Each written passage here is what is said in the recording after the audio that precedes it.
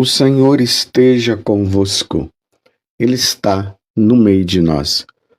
Proclamação do Evangelho de Jesus Cristo, segundo Marcos. Glória a vós, Senhor. Naquele dia, ao cair da tarde, Jesus disse a seus discípulos: Vamos para a outra margem. Eles despediram a multidão e levaram Jesus consigo, assim como estava na barca. Havia ainda outras barcas com ele. Começou a soprar uma ventania muito forte, e as ondas se lançavam dentro da barca, de modo que a barca já começava a se encher. Jesus estava na parte de trás, dormindo sobre um travesseiro. Os discípulos o acordaram e disseram: Mestre, estamos perecendo, e tu não lhe importa? Ele se levantou e ordenou ao vento e ao mar: Silêncio, cala-te. O vento cessou e houve uma grande calmaria. Então Jesus perguntou aos discípulos: Por que sois tão medrosos? Ainda não tendes fé? Eles sentiram um grande medo e diziam uns aos outros: Quem é este, a quem até o vento e o mar obedecem? Palavra da salvação. Glória a vós, Senhor. Meus irmãos e minhas irmãs, hoje, com muita alegria, a igreja celebra a memória de Santo Tomás de Aquino, presbítero e doutor da igreja. Santo Tomás de Aquino, ele nasceu por volta do ano de 1225 e morreu em 1274. Santo Tomás de Aquino era dominicano, da ordem de São Domingos, um grande pregador, uma ordem dedicada à pregação. Santo Tomás de Aquino é considerado um homem de uma inteligência muito grande, porque Deus o agraciou. Santo Tomás de Aquino teve a graça de ter o entendimento de Deus. Por isso ele escreveu uma grande obra teológica chamada Suma Teológica. Ele conseguiu definir a Santíssima Trindade de forma espantosa, de forma grandiosa. Quando nós lemos esse grande tratado, a Suma Teológica, nós ali vemos Santo Tomás falando, explicando a Santíssima Trindade. E aí ele vai explicando cada pessoa. Quem é o Pai, quem é o Filho, quem é o Espírito Santo. Depois ele entra nos mandamentos, entra nos sacramentos e assim por diante. Por isso, o Concílio Vaticano II e muitos dos tratados e muitas das coisas que foram discutidas no Concílio Vaticano II sempre apelou a Santo Tomás de Aquino, ao pensamento dele. Ali no rodapé nós encontramos muitas referências a Santo Tomás de Aquino. Ele é honrado com o título de doutor angélico. Apesar de toda a inteligência que ele tinha, ele era muito simples, era um homem silencioso. E na verdade é assim. Se nós queremos entender as coisas de Deus, nós devemos deixar o orgulho de lado e ter um coração simples, embora ele fosse muito inteligente. Ele fazia-se amar por todos, mais do que qualquer outro. Entendeu o estudo e a ciência como instrumento de santificação. nas escolas de filosofia e teologia, Santo Tomás de Aquino, ele é a base para o entendimento filosófico e teológico, junto também com Santo Agostinho. Peçamos no dia de hoje que Santo Tomás de Aquino, ele interceda por nós e que nós tenhamos a graça de compreender as coisas de Deus. Às vezes perguntavam para ele de onde é que vinha tanta inteligência e tanta sabedoria. Ele dizia, é só você contemplar o crucificado. Ali está todo o entendimento de Deus. Ali você vai encontrar o entendimento para você se santificar e amar a Deus. Diante da oração da coleta de hoje, eu quero encerrar esse pequeno momento pedindo a Deus a graça que através de Santo Tomás nós cheguemos ao conhecimento dele e à santificação e como recompensa o céu. A oração da coleta de hoje diz assim: ó Deus, que tornaste Santo Tomás de Aquino um modelo admirável pela procura da santidade e amor à ciência sagrada. Dai-nos compreender seus ensinamentos e seguir seus exemplos. Por nosso Senhor Jesus Cristo, vosso Filho, na unidade do Espírito Santo. Amém. O Evangelho de hoje nos ajuda a compreender que nós devemos ser inteiramente dependentes do Senhor. Vocês veem que o Evangelho, que é de São Marcos, capítulo 4, do versículo 35 até o versículo 41, ele começa dizendo assim: naquele dia, ou seja, naquele dia em que Jesus tinha feito a explicação daquelas parábolas, as parábolas do reino, as parábolas da semente que é plantada e tudo mais. À tarde, que vai dizer, ao cair da tarde, Jesus disse a seus discípulos, vamos para a outra margem. Então eles entraram na barca. Lembremos que eu sempre estou falando nesses dias que São Marcos, ele vai narrando a vida de Jesus ali na região da Galileia, principalmente nessa região. Os outros também narram, claro, né? Os outros também narram. Mas ali a gente vê de forma assim bem específica os acontecimentos, os fatos de Jesus com a multidão, com os discípulos, ali na sinagoga, onde ele expulsou aquele diabo que estava no corpo daquele homem. Aí de repente ele já está ali na casa da sogra de Simão Pedro, porque a sinagoga fica do lado. E depois Jesus já está ali no mar da Galileia pregando. Foi ali que ele chamou os apóstolos, Pedro, Tiago, João e os outros que estavam pescando. Aí ele disse, de hoje em diante tu serás pescador de homens.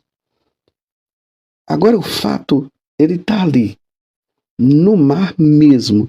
Eles entram na barca e vão ali navegando. De repente, começa a vir uma grande ventania e a água do mar já estava entrando dentro da barca. Teve uma peregrinação que eu fiz e tem um momento que nós navegamos ali no mar da Galileia para nós relembrarmos esses fatos da vida de Jesus. É um momento muito bom.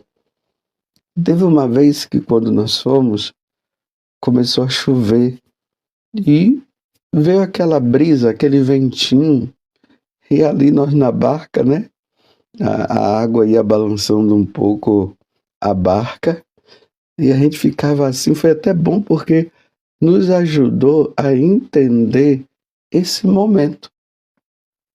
Claro, não foi na proporção do que aconteceu com Jesus e os discípulos, mas foi para um pequeno entendimento para nós. É interessante que esse Mar da Galileia, que tem vários nomes, que se diz o Lago de Jesus, o Lago dos Discípulos, aí ele fala também o Lago de Tiberíades, o Mar da Galileia. Então, ele tem uma profundidade de 43 metros. Então, imagine uma pessoa que estaria numa situação meio difícil ali e, dependendo, né, se não sabe nadar, se não soubesse nadar, imagina, a pessoa descia 43 metros de profundidade. Então, é nesse lugar que vem esse vento. Agora, o importante é perceber que, enquanto os discípulos estavam amedrontados, apavorados, ali dentro da barca, porque o vento era forte, as águas estavam como que entrando, e eles poderiam ali se afogar. Imagina que Pedro, Tiago e João, eles eram pescadores, mas imagine eles todos ali amedrontados naquele momento. É ser humano, mas eles olham para Jesus. Aí Jesus estava na parte de trás da barca. E aqui São Marcos vai dizer o seguinte, que Jesus estava dormindo sobre um travesseiro. É até cômico, né? Um vento forte, as águas ali quase que entrando na barca, e você olha ali para trás e Jesus dormindo no travesseiro. Dá para entender isso? Se não fosse drástico, nós iríamos dizer que é cômico. Ou melhor, é drástica a situação e é cômica também. Ele na maior tranquilidade. E aí os discípulos olham para ele. E aí vão dizer: Mestre, estamos perecendo e tu não te importas? Vejam que eles estão chamando Jesus de mestre. Eles não estão chamando Jesus de Senhor, de Deus. Eles recorrem a Jesus porque Jesus já tinha feito tantos milagres, expulsado demônios e tantas outras coisas. Então agora ele diz, nos ajuda. E o senhor fica aí tranquilo. Mas ainda não havia um reconhecimento de que Jesus era Deus. Eles estavam no processo. E é depois ali da ressurreição que eles vão acreditar que Jesus realmente é Deus e Senhor. Mas por enquanto, essa compreensão estava ainda em desenvolvimento. Tanto que no final ele diz: quem é este, a quem até o vento e o mar obedecem? Quem é esse? Mas voltemos ao fato anterior. Então, depois que eles falam isso, Jesus se levanta e ordena ao vento e ao mar: silêncio, cala-te. E o vento cessou e houve uma grande calmaria. Foi isso que aconteceu. Se lembra que Jesus também usou dessa autoridade sobre os demônios? Silêncio, cala-te e sai. E os demônios saíam. Agora, Jesus vai vai em direção à natureza. Ele muda a situação da natureza naquele momento. Quem é que consegue chegar assim e dizer: vento, pare, ou mar, pare? Quem consegue? Ninguém. Aqui é uma prova da divindade de nosso Senhor Jesus Cristo. Porque tudo foi criado por Ele e para Ele. O que é visível e invisível. Isso nós professamos na nossa fé. Que é o Criador de todas as coisas, das coisas visíveis e invisíveis. As visíveis são o que nós vemos aqui ao nosso redor. As invisíveis, os anjos que adoram diante da presença de Deus. Ele é o Criador, Ele é o Senhor, a segunda pessoa da Santíssima Trindade. É Deus. Ele manda em tudo. Por isso a calmaria dele. Por isso que ele estava tranquilo. Aí Jesus agora chama a atenção. Por que sois tão medrosos? Ainda não tendes fé? De onde vem todo o medo? De onde vem tanto questionamento? De onde vem tanto sofrimento assim? Eu sou o Senhor, eu sou Deus. Meus irmãos, no dia do nosso batismo, Deus nos deu de presente essas 3 virtudes, que se chama virtudes teologais, porque elas estão relacionadas, direcionadas a Deus. Fé, esperança e a caridade. A fé nos ajuda a entender, compreender que Deus existe, embora nós não o vejamos, embora nós não o toquemos, embora nós não o sintamos. Deus existe. E a esperança que nos faz acreditar na existência desse Deus que está lá no céu, que está ao nosso redor também, mas que Ele habita no céu e que um dia nós estaremos lá. E aí a esperança nos dá força para nós vivermos bem as dificuldades que estão aqui nesse mundo. E a esperança, mas tudo isso vai passar. Lá na carta aos Romanos, no capítulo 8, São Paulo, ele se expressa justamente dessa forma, que os sofrimentos da vida presente não têm comparação nenhuma com a alegria e a felicidade que nós teremos no céu. É baseando-se nisso que os mártires, eles iam e professavam a fé em nosso Senhor, sabendo que em poucos minutos eles estariam no céu junto com Deus. Então eles superavam aqueles sofrimentos e aquelas dificuldades que eles passavam no momento.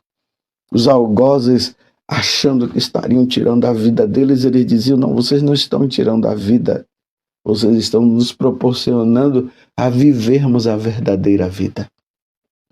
E a caridade, que é o amor por excelência.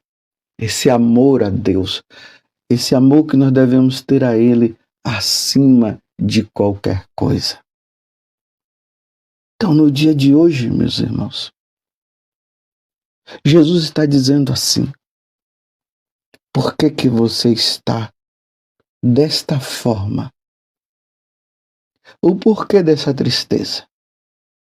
O porquê dessa falta de fé? Você pensa que eu estou de braços cruzados? Vocês pensam que eu estou dormindo? Deus não dorme. Deus não dorme, não. Porque o vigia de Israel não dorme, vai dizer o Salmo. Apesar das dificuldades que nós vivemos, nós não estamos sozinhos. Deus está conosco. Ah, você poderia dizer assim, mas Padre José Augusto, então por que Deus não resolve esse problema? É um mistério.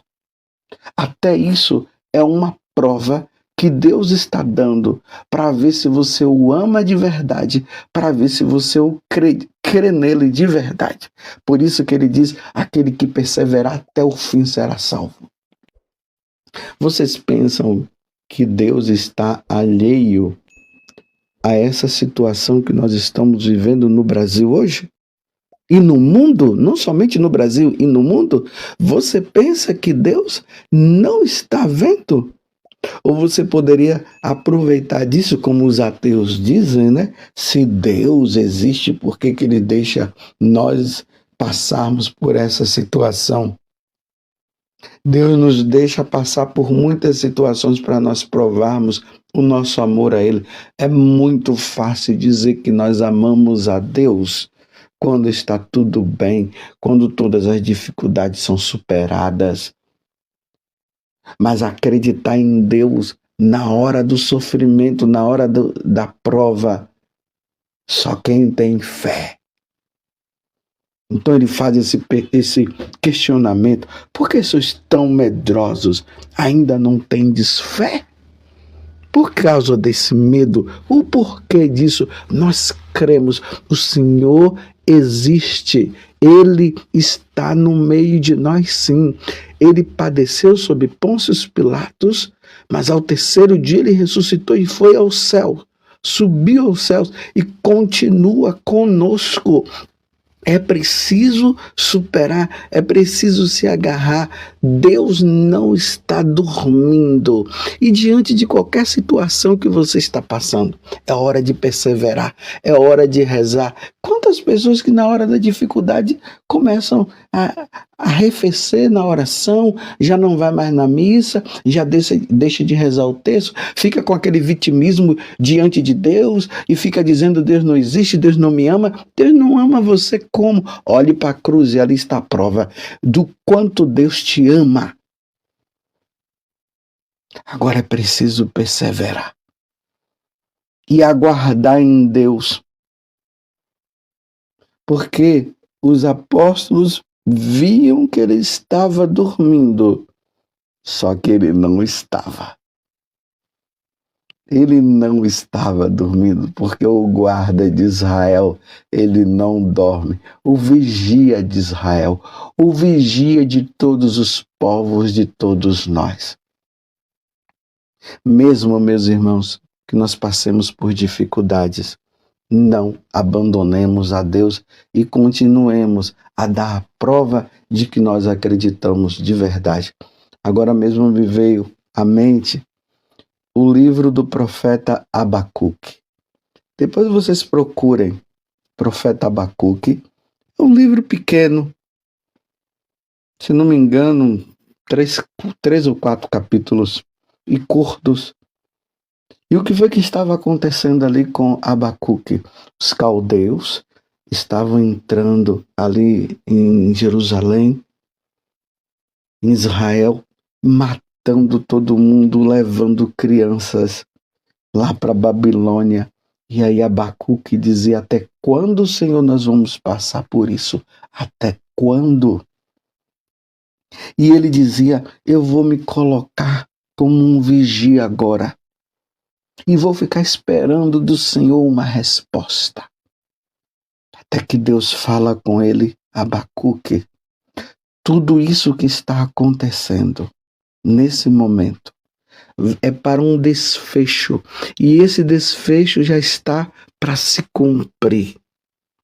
Aí ele fala, o justo vive da fé. O justo vive da fé.